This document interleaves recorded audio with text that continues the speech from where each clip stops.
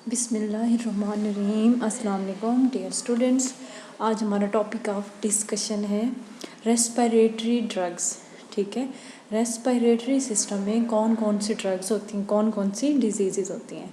Number 1 पे respiratory system में हमारे पास आती हैं एंटी अस्थमेटिक ड्रग्स। ठीक है, एंटी अस्थमेटिक ड्रग्स जो होती हैं फर्दर उनको डिवाइड किया जाता है ब्रोंकोडायलेटर्स में, एंटीकोलिनर्जिक में, मास्ट सेल स्टेबलाइजर में, कॉर्टिकोस्टेरॉइड्स में एंड एंटी हिस्टामिन।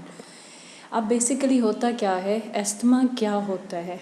ठीक है, एस्थमा बेसिकली ये होता है कि जो एयरवेज होती है वहाँ पे इन्फ्लेमेशन हो जाती है जिसकी वजह से सांस लेने में प्रॉब्लम होता है। अब इन ड्रग्स का जो मैकेनिज़्म होता है वो ये होता है कि ये क्या करती हैं, वाइडनिंग कर देती हैं एयरवेज को और रिलैक्स कर देती हैं ब्रोंकियल स्मूथ मसल्स को। ठीक है, ये हमारे पास ड्रग्स हैं सल्ब्यूटामोल, टर्ब्यूटालीन, फॉर्मेटिरोल, अल्ब्यूटिरोल वगैरह। ठीक है, अब इनको क्यों यूज़ किया जाता है, ब्रोंकोस्पाज्म में, ब्रोंको कंस्ट्रिक्शन के लिए और एस्थमा के लिए। इनके कुछ साइड इफ़ेक्ट वगैरह भी होते हैं, हेडेक, पाल्पिटेशन, टैकीकार्डिया वगैरह।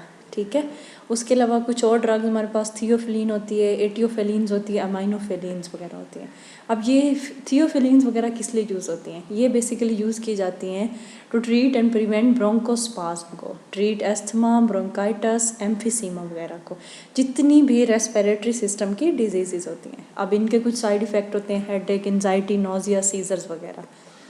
ठीक है, उसके बाद आते हैं हमारे पास मास्ट सेल स्टेबलाइजर्स। ये भी हमारे पास ड्रग्स होती हैं, बेसिकली क्या करती हैं, वर्क करती हैं to prevent allergic cell called mast cell from breaking open and releasing chemical that help to cause inflammation. जो एनर्जी सेल्स होते हैं, एलर्जी कॉज कर रहे होते हैं, उन सेल को जाके स्टेबल करते हैं। अब बेसिकली इनका काम क्या होता है कि मास्ट सेल की जो एक्टिविटी होती है उसके रिलीज़ को ये इनहिबिट करती हैं। जैसा कि हमारे पास लोकल हार्मोन्स वगैरह होते हैं, ऑटोकॉइड्स होते हैं, हिस्टामिन, सेरोटोनिन, इन ये जो सडन इनका रिलीज़ होते हैं उसको जाके स्टॉप करती हैं। आगे कुछ और ड्रग्स होते हैं, क्रोमोलिन वगैरह हमारे पास। ठीक है, ये भी इसलिए यूज़ होती हैं हमारे पास एस्थमा के लिए और उसके अलावा रिलैक्स करने के लिए, इन्फ्लेमेशन, ब्रोंकोस्पाज्म के लिए, एलर्जिक रिएक्शंस के लिए। ये इनके कुछ साइड इफ़ेक्ट्स होते हैं।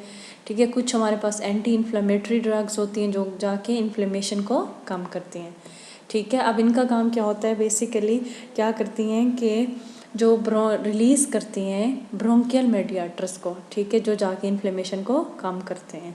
कुछ हमारे पास स्टेरॉइड्स होते हैं, प्रेडनिसोलोन वगैरह। ठीक है, इनके किस लिए यूज़ किए जाते हैं, एलर्जिक रिनाइटिस में, क्रोनिक ब्रोंकाइटिस में, एलर्जिक रिएक्शंस वगैरह में। ठीक है, इनके कुछ साइड इफ़ेक्ट्स होते हैं। Anti histamine, one of the most important drug. ये जो ड्रग्स होती हैं एलर्जिक कंडीशंस के लिए इस्तेमाल की जाती हैं। इनका काम क्या होता है, बेसिकली ब्लॉक करती हैं इफेक्ट ऑफ हिस्टामिन को और उसके रिसेप्टर्स को।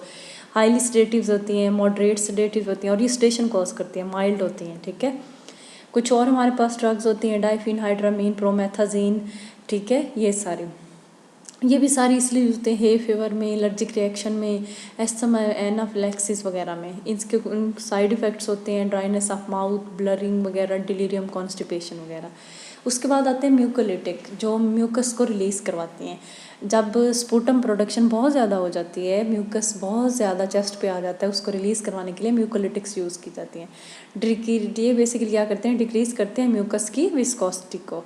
ठीक है, और कुछ और ये भी हमारे पास वही है, म्यूकोलिटिक्स वगैरह होती हैं। ठीक है, डिकंजेस्टेंट आते हैं हमारे पास कुछ को, ये क्या करते हैं, नेज़ल कंजेशन को कम करते हैं। इनके कुछ साइड इफ़ेक्ट्स वगैरह होते हैं, अरिथमिया, टैकीकार्डिया, इंसोम्निया वगैरह। कुछ ड्रग्स हमारे पास कफ के लिए होती हैं, एंटीटसिव होती हैं, ड्राई कफ के लिए होती हैं, एक्सपेक्टोरेंट होते हैं प्रोडक्टिव कफ के लिए, ब्रोंकोडायलेटर्स वगैरह।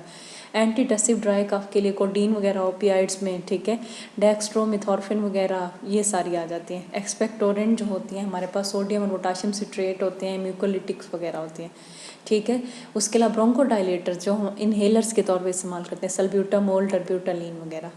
ठीक है, ये मैंने पहले बता दिया, एंटीटसिव ड्राई कफ के लिए इस्तेमाल किए जाते हैं। ठीक है, अब बेसिकली अब ये सारे एंटीटसिव दिखाए गए हैं। ठीक है, इंडिकेशन इनकी ड्राई कफ होती है, स्पाज्मोटिक कफ वगैरह के लिए, एक्सपेक्टोरेंट है प्रोडक्टिव कफ के लिए, स्पूटम प्रोडक्शन जब हो जाती है उसके लिए, क्रोनिक प्रोडक्टिव कफ के लिए, थिक म्यूकस प्रोडक्शन जाती है उसको कम करते हैं।